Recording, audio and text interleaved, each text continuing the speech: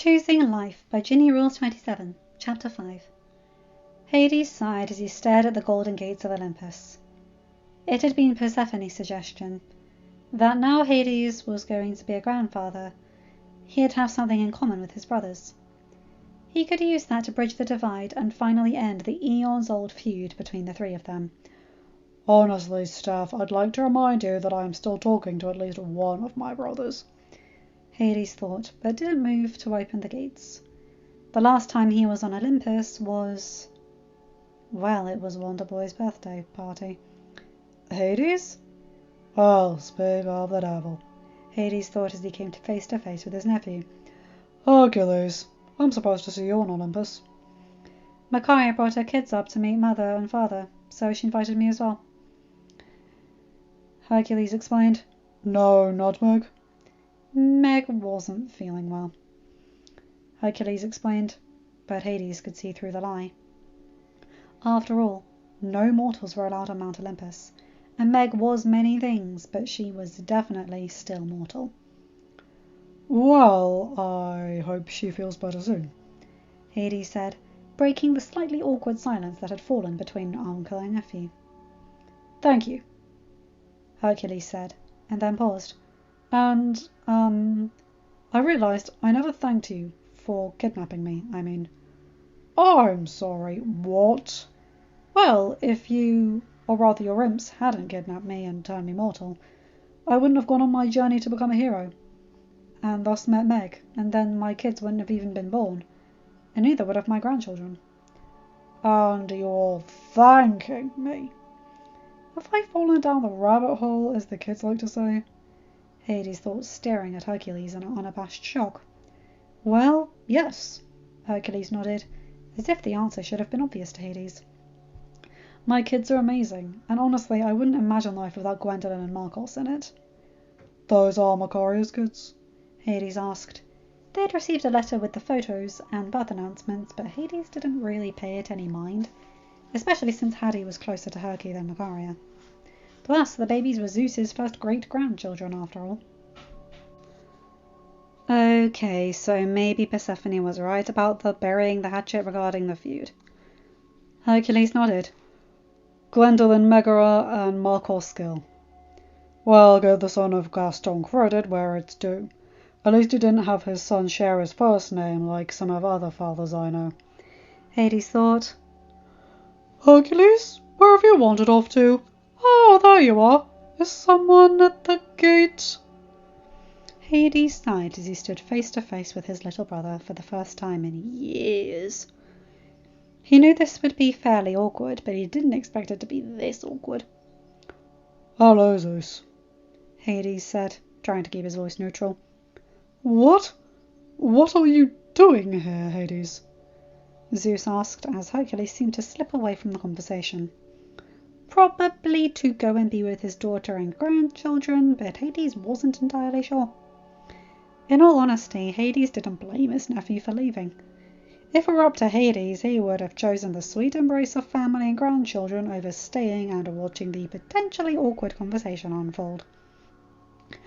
Though, with Zeus being the way that he was, Hades would have bet good money any conversation would have ended up in a shouting match. And that would have not been a good thought to have when on a mission to reunite with his brother. Why am I doing that again? Oh, right, for Mal. This is Olympus, and I'm still a god, am I not? Hades asked. Well, of course.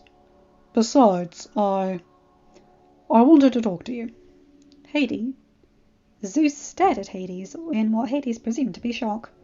Though, to be fair, Hades would have likely done the same thing if the positions were reversed. Hades! Poseidon? Hades asked, as Zeus continued to stare dumbfounded. Sure enough, their middle brother was making their way over to them. What are you? Persephone told me you were coming, so I figured I'd make sure no fireballs or lightning bolts would make their way toward Gwendolyn or Marcos. Poseidon explained. But what brings you here? Did Persephone not tell you? All she said was that you were coming to talk to Zeus. Though, to be fair, I didn't exactly ask for more in the way of details after I heard that. Right, Hades nodded and sighed. God, this is hard. I lived on the Isle for the Lost for more than 20 years. So what I'm about to say isn't exactly something I'm used to, but I want to bury the hatchet. What? Wow, did I start speaking in Latin or something? Hades chuckled as his younger brothers stared at him in shock. No, you didn't. Poseidon shook his head. But why? First off, Popo, you know perfectly well there's no hatchet to be buried with you, Hades said, using the old nickname he had for his brother. It was one of the few nicknames that he actually liked, and weren't used as a way of expressing his dislike of the person he was speaking to or about. Actually, a lot of people on the Isle might not have been alive if you hadn't sent your fish folk over to us, and for that I'm forever grateful. Because I didn't add to your workload? I like my free time, and not just because I like being able to see my children, Hades said. I have another title that I'd like to work on, but all people know me as is the God of the Dead. Just one person using the title of God of Wealth. Is that so hard? Poseidon shook his head. There's something more to this, isn't there? I know you, Hades. You don't just bury the hatchet. Hades sighed. All right. But before I say it, I need you two to promise you won't spill anything to say, the press. Why would we spill anything to the mortal press, Hades? Poseidon asked, Zeus still understandably shocked. Honestly, if Zeus wasn't a god, Hades might have been concerned that his youngest brother had died from shock of Hades wanting to talk to him.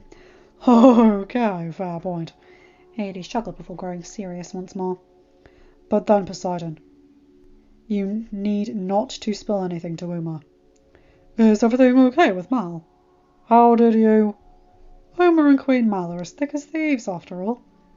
If you had asked me to keep something from my granddaughter, it's likely regarding Mal. Hades sighed and nodded. Mal's pregnant, he said, and he couldn't resist the proud grin from growing on his face. He expected polite congratulations, even a bit of enthusiasm from Poseidon. What he did not expect was Zeus walking forward and giving him a hug so big it lifted Hades off the ground. Whoa, okay, we are not there yet, Hades told him, and Zeus put him down. Sorry, Zeus said, but congratulations, Hades. How does it feel, being a grandfather? I will let you know when I get over the shock of being a father again, and Rhea was born 3 years ago, Hades said, shaking his head. Mal's not old enough to have kids. She's only 23. Ah, no, why does that sound familiar? Poseidon chuckled as he looked at Zeus. Remind you of anyone, Zeus? Why, yes, I believe that's how you reacted when Ariel announced her pregnancy with young Elle.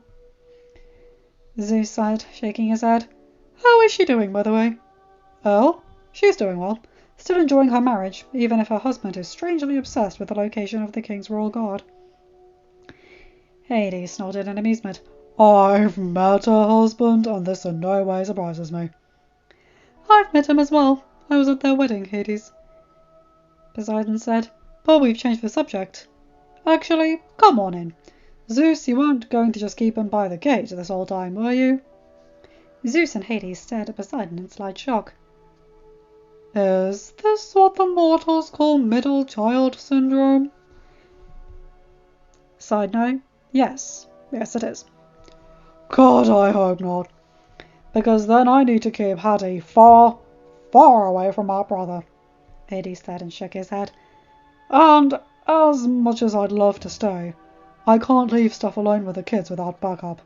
Hattie and Rhea outnumbering her isn't exactly fair, and she can't ask for help from Mal. Apparently she started experiencing morning sickness, and it's been wreaking havoc on both Mal and their alarm clocks. She's a godling, though, Poseidon said. I know that, you know that, but Mal's body apparently has not gotten the memo, Hades told him. If you happen to know of a brand of alarm clock that can handle bursts of magic, please let me know. Because right now, the only safe one is the Sunspot's chief assistant and Estelle. He wasn't going to lie. There was a small part of him that had to wonder why he was telling his brothers this. Especially Zeus, the god who didn't even bother to help Mal when she was kidnapped by Maleficent.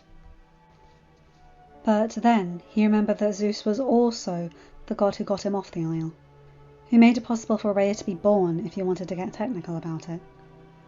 After all, there was no way Persephone would have wanted to have another child if the child would have to live on the isle, or if it meant that Hades would never get to see their child since he'd be trapped on the isle with only the imbecilic and the hyenas for company. At least the hyenas had a brain. Well, maybe not all of them. Jury was still out with Ed. Hades, can I ask why you wanted to bury the hatchet? Zeus asked, as they made their way further into Olympus. Poseidon had insisted on at least finding Dionysus and getting Hades a drink to celebrate the news. And if Hades was honest, he couldn't exactly find a reason to leave other than leaving Persephone outnumbered. And really, Hades probably out with his friends and Rhea's more likely asking if she can go and play with Genevieve, so Steph's got the house to herself, Hades thought. Besides, if I return right now, Steph's going to think the hatchet burying was a failure. Hades sighed. Well, with Mal being married and starting a family, along with being Queen of Oridon, you just had to find a way to slip that in there, didn't you? You know me, Susie. I couldn't resist.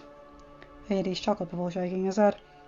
Anyway, Persephone pointed out that it was well past time for the two of us to put the feud to bed. You started the feud because I wasn't eaten as a baby, Zeus said. And you assigned me to the underworld, Hades told him. So then you kidnapped Hercules to take over Olympus. And you had me sentenced to the Isle of the Lost and then did nothing when Persephone asked you for help with taking Mal back. Oh, and then you were part of the council that stuck Mal with that horrid handler that berated her every chance she got, so that Mal felt like she had to change who she was. And, on top of that, you and the rest of Olympus did nothing to help with the Isle. Persephone could have said something, Zeus said. Would you have listened if she did? Hades asked. Or would you have dismissed her as only bringing it up because she was my wife? Zeus opened his mouth and then paused as he realized that Hades had a point. Oh, dear gods, Poseidon shook his head. You've both been ridiculous. Hades, Zeus was never at fault for being eaten as a baby. You can't blame him and hold a grudge for eons because of what our mother did. Zeus, Hades has every right to be resentful of you for not helping get Mal back. We all remember her speech as she battled Maleficent at King Ben's coronation, after all. However, if our children and grandchildren can get along, why can't we? How much seawater has he been drinking over the years? You're the one who came up here to bury the hatchet, Hades, Zeus said, shaking his head. Well, you can't expect me to just let that go, can you? Hades chuckled. Sorry, Popo, but you lobbed that one right down the plate there. Poseidon shook his head. Maybe it'd be better if they went back to hating each other, he muttered. So, Poseidon, I meant to ask, Hades said, his voice growing a bit more gentle as he looked at his younger brother. How does it feel, being a great-great-grandfather? Poseidon sighed, but gave Hades a small smile. As great as it felt to be a father and a grandfather and a great-grandfather. I know the circumstances behind their birth were less than ideal, but I wouldn't trade Percy or Maddie for the world. Hades smiled as he heard that. Mal had explained to him about the deal she and Ben had to arrange with Philip Jr. and Melody. That once Melody had turned 18, and if she and Philip Jr. consented, she would produce the next heir to the Aurora throne. It couldn't have been easy with the deal looming over them, especially when it came to enjoying their teenage years. But Philip Jr. and Melody successfully produced twins, Perseus Eric Philip Rose and Madeline Athena Ariel Rose. Mal was quick to add that Madeline's first middle name was after Ariel's mother, not her cousin, when Hades had asked. How's Melody dealing with it? Hades asked. She's doing fine, Poseidon said. At least that's what Ariel told me. Though having two twins running around has to be exhausting. She's a princess with a household full of servants. What's exhausting about that? Well, setting up times for Philip Jr. to take the kids for one. Wait, they're not married yet? Zeus asked. I'd have thought. What with the agreement having a deal producing a royal heir? How do you know about that? Hades asked. Aphrodite might have come to me ranting about this arrangement. Zeus said, she'd also like the mortals to stop meddling in her affairs, Hades. What makes you think I have any control over what the mortals do, Zeus? Well, with your daughter being Queen of Oridon, why wouldn't you have been able to have some sway over what the mortals do?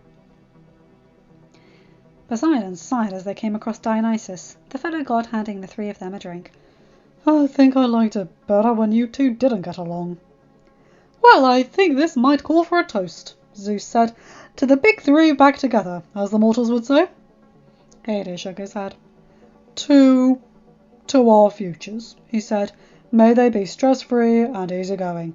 I can toast to that, Poseidon nodded. As can I, Zeus said.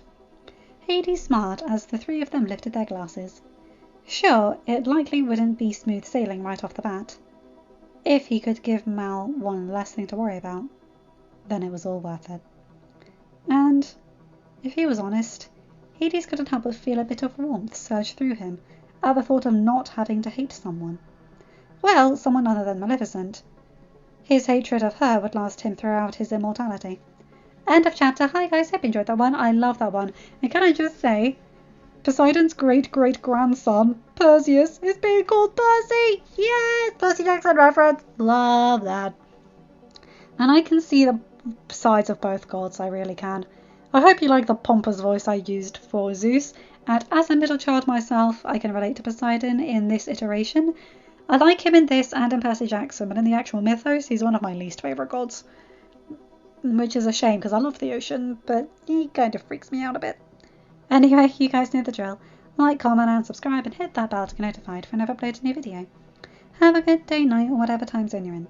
Bye my guys, gals and non-binary pals. I'll see you in another video. Take care.